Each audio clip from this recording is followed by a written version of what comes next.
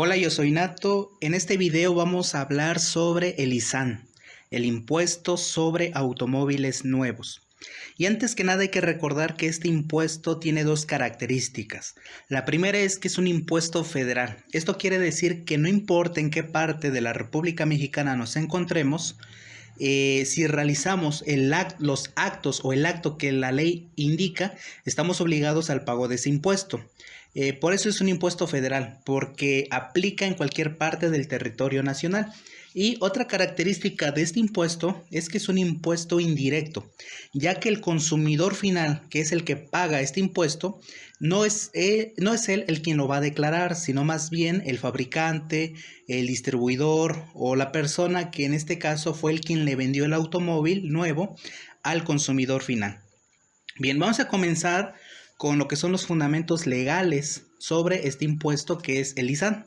Y en primer lugar tenemos la Constitución Política de los Estados Unidos Mexicanos, donde en su artículo 31, fracción 4, nos dice que los mexicanos están obligados a contribuir al gasto público. Ahora, el Código Fiscal de la Federación también nos dice que tanto personas físicas como morales están obligadas a contribuir al gasto público. Y en su artículo 2 del Código Fiscal nos dice cuáles son los tipos de contribuciones. Entre esas contribuciones se encuentran los impuestos. Y los impuestos federales que hay en México es el ISR, el IVA, el IEPS y el ISAN. Y de ahí viene lo que es la ley federal del impuesto sobre automóviles nuevos. Bien, teniendo en mente estos fundamentos legales, vamos a ver quiénes son o quién es el sujeto de este impuesto, es decir, quién lo va a pagar. Y aquí el artículo 1 de la ley federal del ISAN dice que están obligados al pago del impuesto sobre automóviles nuevos establecidos en esta ley las personas físicas y las morales que realicen los actos siguientes. Y viene el primer acto que dice enajenen automóviles nuevos. La palabra enajenar quiere decir transferir los derechos. En este caso podemos comprenderlo como la adquisición de un automóvil nuevo, es decir, a través de la compra. Cuando una persona adquiere un automóvil nuevo, está obligado al pago del ISAN. Y el artículo primero, también en su segunda fracción, también dice que los que importen automóviles en definitiva al país. Es decir, si una persona compra un automóvil en otro país, cual sea, y al momento de llegar a la aduana, en este caso, el consumidor va a pagar ese impuesto. Este impuesto solamente lo paga el consumidor final. Si hay una empresa que se dedica a comprar automóviles para venderlos, esa empresa no paga el ISAN. Es decir, si aquí en México hay una empresa que va a vender autos y adquiere automóviles de Europa, al momento de que esos automóviles lleguen a la aduana, va a pagar, en este caso, las contribuciones necesarias, pero no va a pagar el ISAN porque no es un consumidor final. Es decir, los va a vender. Pero si una persona compra un automóvil nuevo de Europa, de América Latina o cualquier parte del mundo, para uso ya definitivo, es decir, como consumo, entonces sí va a pagar ese impuesto. Los que no lo pagan son los que se dedican a la compra y venta de automóviles, distribuidores, fabricantes, etc. Bien, la misma ley nos da el concepto de lo que se entiende por un automóvil nuevo y dice que se entiende por automóvil nuevo el que se enajena por primera vez al consumidor, ya sea por el fabricante, por el ensamblador, por el distribuidor autorizado o por el comerciante en la rama de los vehículos. Esto quiere decir que un automóvil nuevo, cuando se adquiere por primera vez, se considera como nuevo. Y como es un automóvil nuevo, pues obviamente está sujeto a lo que es el ISAN, el impuesto sobre automóviles nuevos. Bien. Aquí dice que no formará parte del precio a que se refiere este artículo, dando referencia al artículo 2, dice el impuesto al valor agregado, es decir, el IVA. Ahora, aquí tenemos dos ramas para determinar el ISAN. Tenemos los automóviles nuevos, que de acuerdo a la ley dice que debe de tener una capacidad hasta de 15 pasajeros. Y también tenemos lo que son los camiones, los remolques y los semirremolques. Los automóviles nuevos el impuesto se va a determinar a través de una tarifa. Y los camiones, remolques y semirremolques se va a determinar el impuesto a través de una tasa. Para tener esto más claro, vamos a ver ahorita más adelante unos ejemplos para comprender cómo se determina el impuesto. Bien, el artículo 3º de la ley del ISAN nos marca lo que es la tarifa y el porcentaje o la tasa que se va a aplicar a los camiones, semirremolques y remolques. En el caso de los automóviles nuevos, tenemos esta tarifa, en la cual encontramos una tabla que tiene 4 columnas donde viene un límite inferior, un límite superior, una cuota fija y una tasa. Vamos a ver aquí este ejemplo. Fíjense cómo se calcula el ISAN. Tenemos la base es el valor del automóvil. A ese valor del automóvil nosotros le vamos a restar el límite inferior, es decir, supongamos que nosotros adquirimos un automóvil con un valor de 500,000. Entonces, aquí en la tarifa vamos nosotros a ubicar dónde se encuentran esos 500,000 pesos.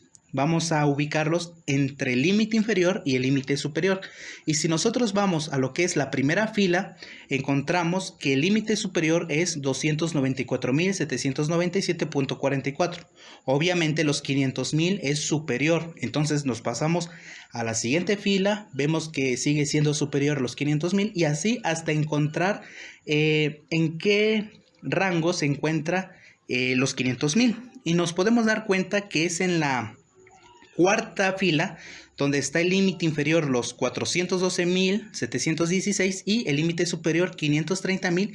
En ese rango se encuentran los 500,000 pesos. Entonces, como ya encontramos lo que es el límite inferior, aquí tenemos la base, le vamos a restar el límite inferior en donde se ubicó el valor del automóvil, que en este caso serían los 412,716.53. Ahora, los siguientes valores los vamos a tomar de esa misma fila donde se encontró el valor del automóvil. Vamos a tomar la cuota fija y la tasa. Y regresamos aquí. Tenemos el valor del automóvil, lo ubicamos en la tarifa, ya la encontramos y le vamos a restar el límite inferior. Eso nos va a dar un excedente. El excedente lo vamos a multiplicar por la tasa. En este caso, si regresamos a nuestro ejemplo, vamos a encontrar que en la fila donde se encuentra el valor de los 500,000, que es en la cuarta fila, la tasa es del 15%. Entonces, al excedente lo vamos a multiplicar por el 15% y nos va a dar un impuesto antes de cuota fija. Posteriormente le vamos a sumar la cuota fija, que en este caso serían 14,739.89 y eso nos daría el ISAN determinado. Pero la misma ley nos da algunas excepciones o deducciones permitidas por la autoridad, la cual vamos a ver más adelante. Y una vez que tenemos el ISAN determinado, le vamos a restar las deducciones que la ley nos permita. Y al final tendríamos lo que es el ISAN a pagar. Eso es en el caso de los automóviles. En el caso de los camiones, remolques y semirremolques es más sencillo el cálculo del impuesto, ya que solamente vamos a tomar el valor del camión y lo vamos a multiplicar por la tasa, que de acuerdo a la ley es del 5%. Entonces tenemos un camión que cuesta 1,000,000 de pesos, lo multiplicamos por el 5% y el resultado sería el ISAN a pagar. En el caso de camiones, remolques y semirremolques es más sencillo el cálculo del ISAN. Ahora, vamos a ver cuáles son esas deducciones permitidas por la misma ley. Esas deducciones se encuentran en el artículo 8. También en el artículo 2 también se encuentran, en el artículo 3, perdón, es en el artículo 3 donde también se encuentra una excepción. Y vamos a ver aquí lo que son las deducciones que la ley nos permite. En primer lugar tenemos que dice que los automóviles con un valor menor a 272,471 no se pagará el impuesto. Y aquí dice que el valor no debe incluir descuentos ni rebajas. Es decir, si una persona va a una agencia de automóviles y el automóvil su valor es de 300,000 pesos, pero resulta que es el Buen Fin, hay descuentos, hay rebajas. Entonces dicen, ¿sabes qué? El automóvil cuesta 300,000, va a haber un descuento de 50,000, entonces al final el consumidor estaría pagando 250,000. Entonces dice, entonces el automóvil me costó 250,000 y 250,000 es menor a 272,000, por lo cual no pago el ISAN. No, eso no aplica, porque la ley es muy específica al decir que no se deben de considerar las rebajas ni los descuentos. Aunque a la persona le costó el automóvil 250,000, el valor tal cual de ese auto fue de 300,000, por lo cual es superior a los 272,471 que marca la ley y por lo cual se debe de hacer el cálculo del impuesto. Yo creo que aquí no hay duda en este caso porque es sencillo de comprender. Si el automóvil cuesta menos a este valor que la ley nos menciona, que es de 272,471, no se va a pagar el ISAN. Bien, el segundo punto dice que si hay un automóvil que su valor está entre los 272,471.44 y 345,130.49, solamente va a pagar el 50% del impuesto. El otro 50% va a estar exento, es decir, no va a estar obligado a pagarlo. Y aquí encontramos, obviamente, los 300,000 del ejemplo que hicimos anteriormente. Si un consumidor compra un automóvil de un valor de 300,000, podemos ver que esos 300,000 se encuentran en este rango, entre 272,471.44 y 345,130.49. Se va a hacer el cálculo del impuesto tal cual y al final le restaríamos el 50% del valor de ese impuesto. Es decir, que si al final resulta que el impuesto es de 10,000 pesos, solamente va a pagar 5,000 porque es el 50%. El otro 50% está exento. Aquí también la ley nos dice que si el automóvil es electrónico y cumple con las características que la misma ley especifica, que tenga cierto tipo de motor, etcétera, también va a estar exenta del ISAN.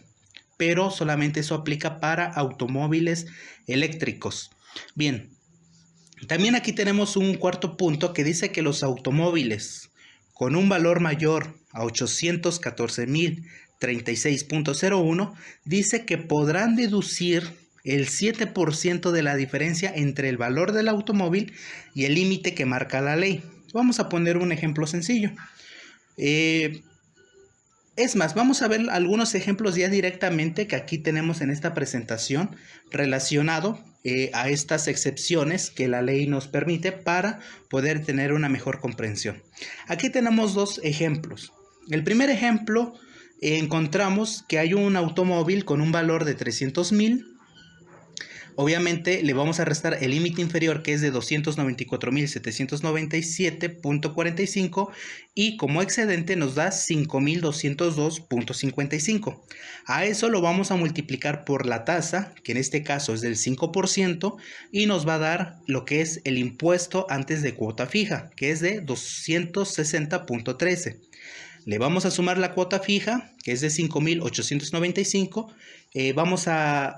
Obtuvimos ya el ISAN determinado, pero como esos 300,000, que es el valor del automóvil, se encuentra en el rango que nos dice el segundo punto, es decir, entre 272 y 345, solamente se va a pagar el 50%, por lo cual, si nosotros vemos aquí, el ISAN determinado es de 6,155, por lo cual la deducción permitida es la mitad, es decir, 3,077.99 y al final solamente se pagaría el 50%, que es 3,077.99. Vamos al segundo ejemplo. Aquí tenemos un segundo ejemplo donde el automóvil cuesta 400,000 pesos. Se hace exactamente lo mismo. Le vamos a restar el límite inferior, el excedente, la tasa. Obtenemos el excedente, multiplicamos por la tasa. Obtenemos el impuesto antes de cuota fija. Le sumamos la cuota fija y obtenemos el ISAN determinado. En este caso, aquí no hay alguna deducción permitida porque esos 400,000 pesos son mayores a lo que la ley nos permite en el punto 2, es mayor a 345,000, por lo cual en este caso no hay una deducción permitida y la empresa o la persona o el consumidor que adquirió el automóvil al final pagaría un impuesto de 13,468,27. Y vamos a nuestro tercer y último ejemplo. Aquí tenemos un automóvil que cuesta 1,000,000 de pesos. Vamos a hacer exactamente lo mismo. Vamos a ubicar ese millón en la tarifa. Aquí tenemos lo que es la tarifa. Obviamente el millón se encuentra ya en la última fila. El límite inferior es de 530,000, la cuota fija 32,000 y la tasa es del 17%. Bien, vamos a regresar a nuestro ejemplo. Tenemos ese automóvil que cuesta 1,000,000, le restamos el límite inferior que es de 530,635,17 y nos va a dar el excedente. Lo vamos a multiplicar por la tasa que es del 17% y tenemos el impuesto antes de cuota fija, que es de 79,792,02. Le sumamos la cuota fija y como impuesto tenemos 112,219,68. Ahora tenemos una deducción permitida de 13,017,48. ¿De dónde salieron esos 13,000? Bueno, es muy sencillo. Como el valor del automóvil es de 1,000,000, es mayor a lo que la ley menciona, es mayor a 814,000. Entonces lo que vamos a hacer es al millón le vamos a restar 814,036,01 y a ese resultado lo vamos a multiplicar por el 7%. Y ese resultado es la deducción que la ley nos permite restarle al ISAN determinado. Por eso de ahí salen los 13,017,48. Y al final se pagaría un ISAN de 99,202,20. Es decir, que al final la empresa o el consumidor va a pagar 1,099,202,20. 1,000,000 del valor de automóvil y 99,000 de impuestos sobre automóviles nuevos. Y bien, yo creo que es muy sencillo el cálculo de este impuesto. De hecho, este impuesto solamente lo va a determinar lo que son las empresas que se dedican a la venta de automóviles. Este impuesto forma parte del valor del automóvil para la empresa que lo adquiere. La ley dice que las empresas que venden autos no deben de separar el valor del automóvil del ISAN. Es decir, cuando uno adquiere un auto, en los documentos no aparece lo que es el ISAN por separado, porque así la ley lo señala. Por lo cual, obviamente, uno pensaría que no se está pagando un impuesto como tal, pero realmente sí se paga un impuesto, se paga el ISAN. Más que en los papeles no aparece como el IVA, como el IEPS, cuando aparece en algún recibo, en alguna factura. El ISAN no aparece en alguna factura porque la ley marca o señala que no se debe de hacer esa separación para el consumidor. Bien, espero que hayamos entendido este tema. Es muy sencillo lo que es el ISAN. Si es la primera vez que ves uno de estos videos, te voy a invitar que por favor te suscribas a este canal, que lo compartas con las personas que creas que esta información le va a ser útil y recuerda que en este canal subimos contenidos relacionados a la contabilidad. Yo soy Nato y nos vemos hasta la próxima.